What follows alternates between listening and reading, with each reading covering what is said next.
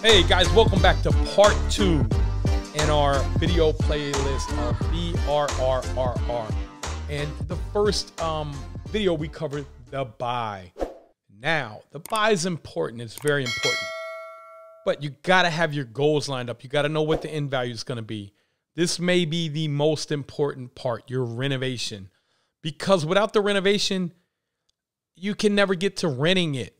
You know, this is where truly the money is made, by being efficient, by getting it done in a timely manner. I know guys that take 6 months to do that renovation that took us 14 days to do.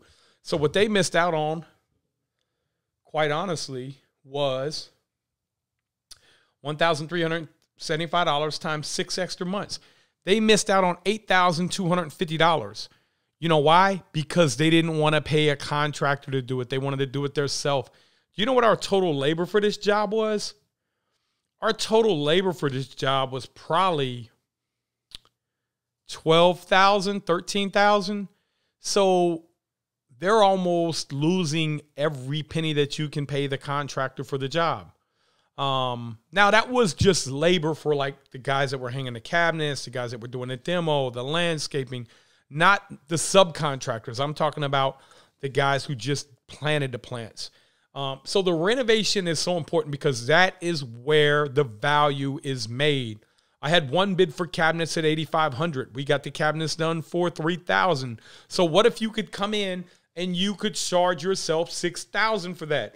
You just saved $2,500. You also were able to extract $3,000 out of the deal once it goes from the construction to permanent. What that means is that through the BRRRR process, if you do this effectively, strategically, and you're quick enough and your costs are good, you are able to get out of this deal with no money in the deal. By that time the deal's done, by the time it's rented, and you go on to the refinance part, you should be able to have created enough value to pull all your money back out. That's why it's important, because people say, after I do one deal and I lock up my initial 20 grand, how am I going to do another? Boom, through the renovation process. But to do the renovation process, you got to be very skilled. Or do you? Not really. You do have to know some construction, but you should be on the job learning. You should be asking questions. When you find a guy who's real analytical on the job, and guys will pick each other apart, man. I never forget one time I had a guy that kept telling me, hey, make sure you hit the like button. Hit the like button. Hit the like button. But no, seriously, hit the like button. Subscribe. I had a guy that kept telling me he was a painter. Man, the drywaller's work sucks. And then the drywaller was saying, man, the painter's work sucks. So I was thinking, I'm lazy, in case you haven't noticed. I said, man, how can I do this? You know what I did? Ingenious. I had the drywaller do the punch out on the paint. And he had to sign off on the painter's work to get paid. And the painter had to sign off on the drywaller's work. So although they hated each other, that was a 24 unit that was completely gutted. Got it done in record time, and it looked beautiful. Because I got tired of them pointing fingers at each other, man. I don't think they ever wanted to work together again after that. But I got what I wanted done, and they managed the project. They managed each other for free while I was gone. So setting up the systems. What is your critical path method is what we're going to show you in our online course that we're going to be releasing. We're going to show you how to schedule, what things should be scheduled, when they should be scheduled. We're going to show you a price breakdown, what kind of products you should even use, what vendor you should be using, which ones we get the discounts with, why you should be using these products if you're going to hold it for a long period of time. Multiple reasons. Number one is color. You want to know what colors are coming, what trends are going to be over the next 10 years. You don't want to do a property in 2011. If you did it all brown, by 2013, it was like, yuck. So you got to be on the cutting edge. You got to know where things are moving at, which we research, and we have designers that keep us into the latest trends. Number two, You don't want to use a product that if it gets wet once, it's going to be destroyed. You want to think about the durability of it, but then you have to balance also the cost with it. And then also you want to have a product that is easily accessible if something does happen to it. Some things that are discontinued or one-time buys, you want to think about how that's going to affect you. You want to be able to put together this schedule that we're going to have for you. It's going to show you step by step by step by step the things that you must be done in order to get this done. In other words, you cannot have cabinets going in if the plumbing's not in yet. You cannot have the cabinets going in if the drywall's not done yet. You cannot have the walls closed up if you haven't done fire blocking or insulation. You can't blow in insulation in your ceiling if the drywall's not there. It's just going to fall on the floor. So I know that's common sense, but a lot of this that's common sense, people miss, and they're going back and they're working backwards. And you're spending a ton of money doing it. Trust me, you know how I know? I've done it before, but you don't have to, because we're going to break it down step by step. So the rehab process, dealing with contractors, what kind of problems you're going to come up with. How do you eliminate these problems? How do you get them off the job quickly? We're going to show you all that step by step. Again, this is just a little short video to tell you about the things that you're going to go through in the rehab phase. You got to make sure the gas is on, the water's on.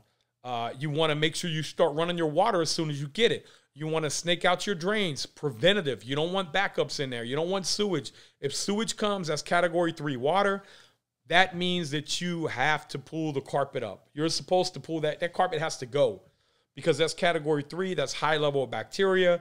There's really no way to get it out of there. Now, if it's category 1 water, which is just a pipe bust, that you can clean and dry. But if it's category 3 water, you don't want that. That's why you want to snake all your drains out. Ideally, you want to camera them too. You want to know what you have out to the street. You own out to the street. So you want to know what you own. Not just looking at the property, but underground is very important. All that you should be covering on the renovation. I spent 8 hours out there with one of my head guys, Troy, amazing guy. He was out there for 8 hours, man, with the snake. Every line in that house I want gone through. I don't care if it's draining, fine. And so I know we got a clean bill of health out there. That property is good to go. We didn't bring back a bunch of grease, but we did think we were going to have to dig up 7 or 8 feet at one point in time, which would have been just another part of renovation, but we didn't. I knew that there was enough money in there. If I had to do that, we were fine. That was actually in the driveway, and he just kept pouring and pouring, and he called me, said, Nate, man, you're going to have to dig it up. And I came out there, I said, hey, man, show me, man. Run the water hose in it. And he ran the water hose, and he said, oh, look at that. Because what he was telling me didn't make any sense. He said, Nate, I keep pulling back roots. I said, well, keep doing it till you ain't pulling back. So he said, I'm not pulling back any more roots. But I said, well, are you hitting anything? Because what happens is these clay pipes will bust and collapse. And he said, man, I'm not hitting anything. And I said, you're going to the street. We had a 100-foot snake. He said, yeah. I said, man, that doesn't make any sense, man. Go get the hose. And he put the hose in there, and we let it run.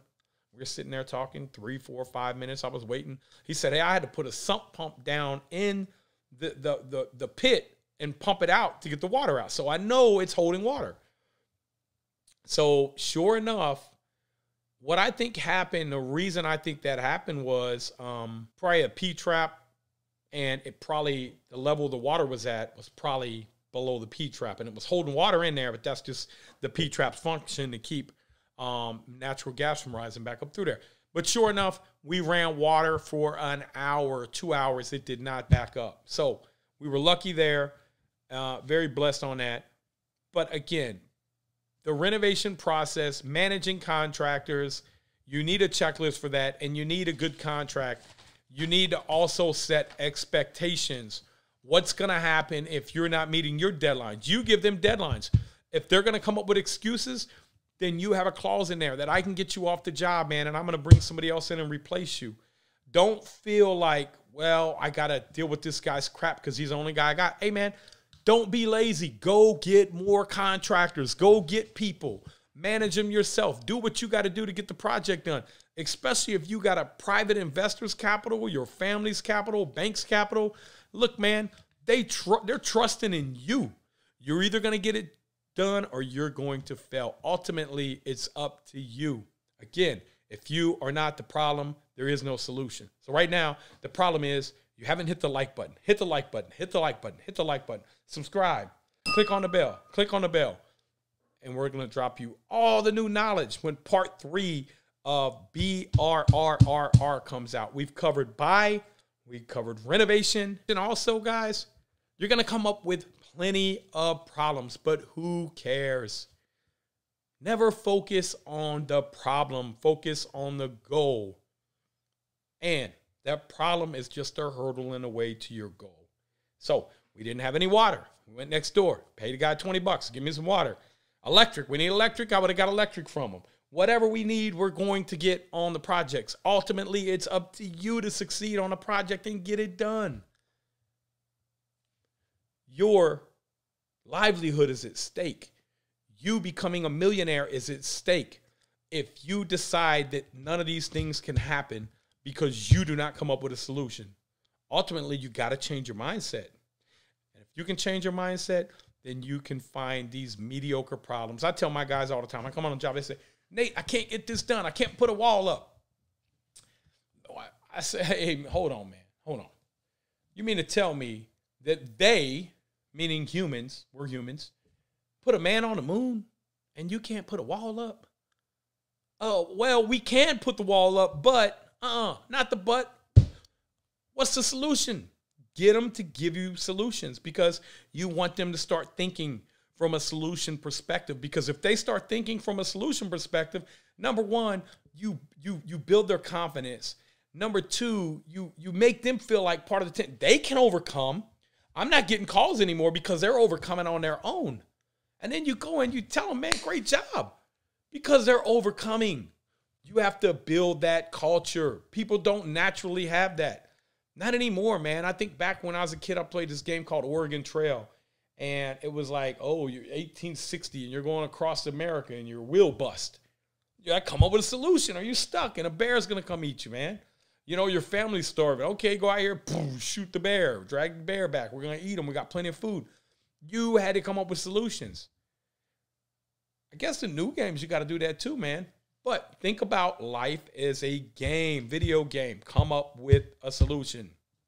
And trust me, the renovation process will make you come up with solutions or to make you quit. So if you can come up with solutions, you'll be a millionaire in 5 years. If you quit, you'll probably be right where you're at right now, and you'll still be miserable. So 5 years, you're going to deal with hell. You're going to deal with solving these problems. But I want you to start thinking about it different so it's not hell, where it's actually enjoyable when you get problems, because you know that through our network, you can come up with a solution and you can solve the problem. So guys, thank you for your time. Next video we're going to come out with later on this week, it's going to be rent the unit. How are you going to rent the unit? That's the income you got to have. So follow me, hit the like button, subscribe, and click on the bell. We'll see you guys in the next video. Make sure you hit the like button, subscribe to our channel, Nate Barger on YouTube, and hit the bell, and you'll be notified on any new videos that come out.